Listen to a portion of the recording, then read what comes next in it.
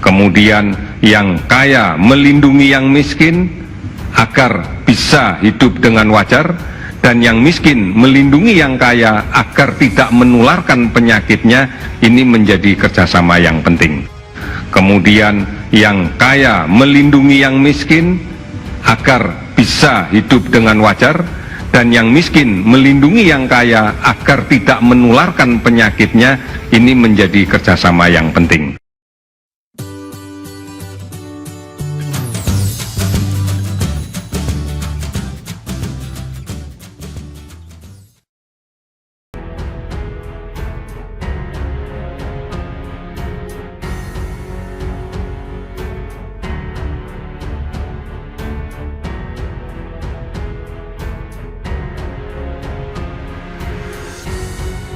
Syahganda Nainggolan mengatakan, apa peran militer dalam menghadapi coronavirus? Wakil Ketua Umum Gerindra juga menilai pemerintah sudah gagal. TNI Polri harus ambil alih.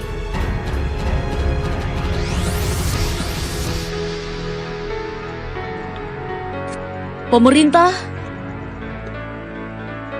sudah membentuk gugus tugas penanganan COVID-19 di bawah kendali Jenderal Doni Monardo, yang juga Ketua BNPB atau Badan Nasional Penanggulangan Bencana.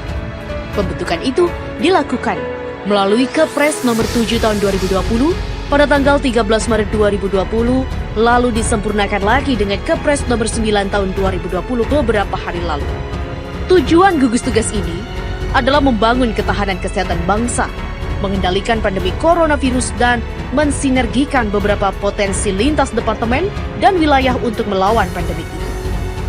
Sepanjang 2 minggu ini, gugus tugas dibentuk. Kita masih melihat berbagai kejadian, antara lain Kantor Menko Maritim dan Investasi melakukan konferensi pers, kedatangan bantuan RRC dengan wartawan tanpa social distancing.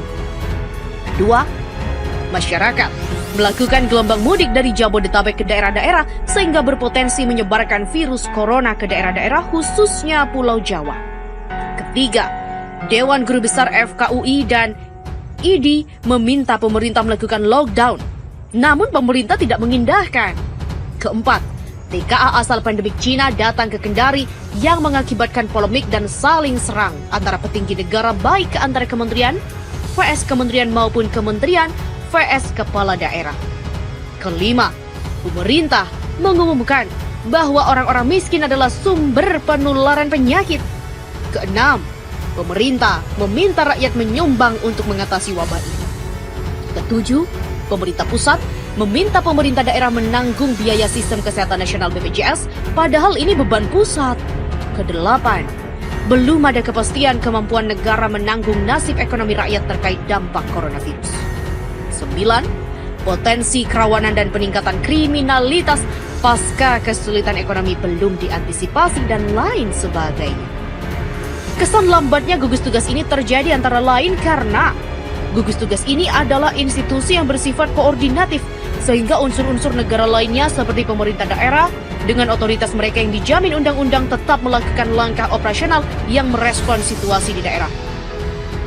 Respon ini terkadang terlihat belum terkoordinasi dengan gugus tugas nasional. Contohnya, ketika Papua ingin melakukan lockdown, surat yang dilayangkan pemerintah Papua adalah kepada Jokowi dan atau Mendagri. Di sini, peranan gugus tugas tidak signifikan. Kedua, konsolidasi gugus tugas terhambat karena konsolidasi logistik melalui realokasi anggaran membutuhkan waktu. Ketiga, pengerahan kekuatan pemaksa AI aparatur militer dan polisi terkendala dengan sifat koordinasi ala sipil. Apakah darurat militer perlu? Pernyataan saya dalam diskusi di stasiun televisi nasional pada Jumat 27 Maret malam kemarin. Yang mendukung militer mengambil tugas operasi non-militer adalah sebagai berikut. Yang pertama, situasi pandemi coronavirus di Indonesia sangat kompleks dan komplikasi. Kompleks karena spektrum permasalahan terkait wabah dan dampak ekonomi sangat rumit karena pusat wabah ada di Jakarta dan lalu ke seluruh Jawa, di mana kepadatan penduduk mencapai 13.000 sampai 15.000 jiwa per kilometer persegi. banyaknya perkampungan kumuh menyulitkan physical distancing dan social distancing. Sehingga wabah akan sulit terkendali. Pada saat yang sama, kekuatan sektor kesehatan kurang mendukung. Akselerasi wabah dibanding peningkatan kapasitas penanganan COVID-19 sangat berbanding terbalik. Beberapa dokter dan tim medis sudah kewalahan dan korban COVID-19. Kedua, kemiskinan yang tinggi dan tidak gampang diatasi dalam situasi wabah membutuhkan strategi logistik yang cepat, di mana orang-orang miskin harus mendapatkan haknya untuk makan. Apabila orang-orang miskin tidak dilindungi, maka ada legitimasi bagi orang-orang miskin menuntut haknya untuk makan dengan jalan kekerasan.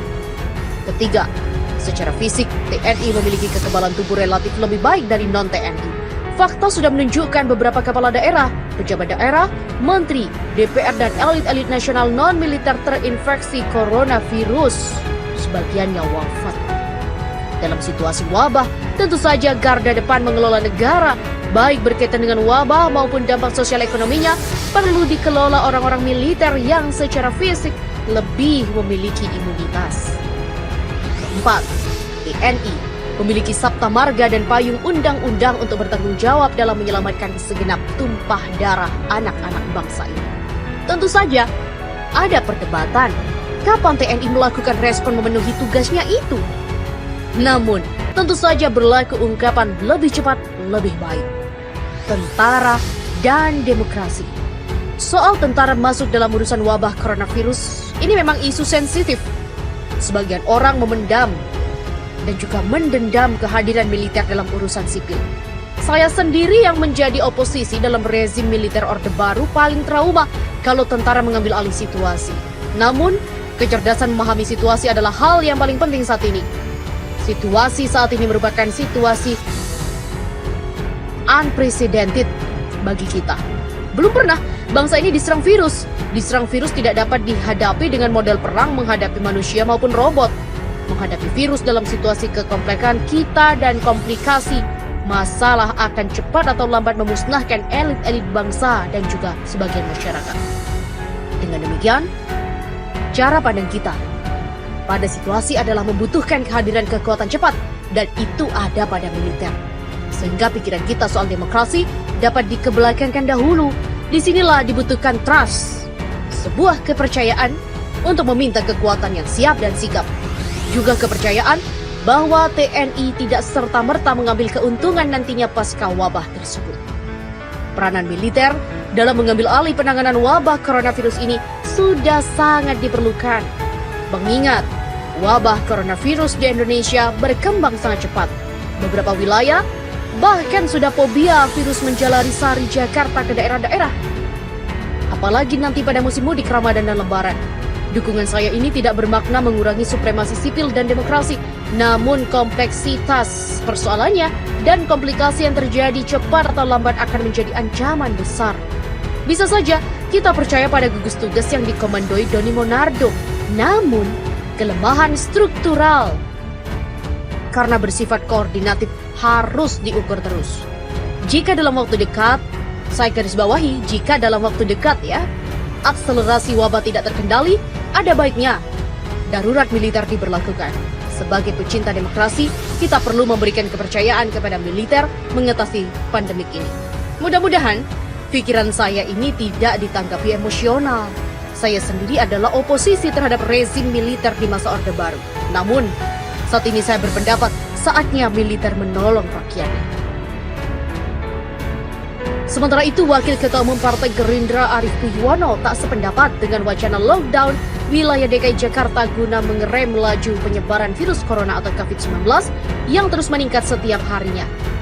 Arief berpendapat, DKI Jakarta sebagai ibu kota negara sebaiknya jangan lockdown karena merupakan jantungnya perekonomian nasional. Ada puluhan juta masyarakat yang menggantungkan hidupnya dalam mencari nafkah. Hanya kepada masyarakat Jakarta dan orang yang masuk Jakarta harus dibuat disiplin dalam mencegah COVID-19 ini untuk kepentingan bersama. Begitulah kata Arief Sabtu malam.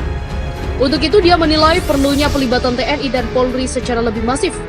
Dua institusi negara itu harus mengambil alih tugas pemerintah Provinsi DKI Jakarta untuk menegakkan disiplin masyarakat Jakarta dan warga daerah lain yang masuk wilayah yang dipimpin Gubernur Anies Baswedan itu.